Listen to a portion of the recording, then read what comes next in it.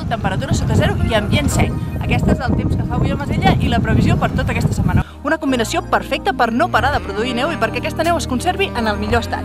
Podeu comprovar vosaltres mateixos com de bé estan les pistes en aquestes imatges o encara millor, venint a esquiar a Masella.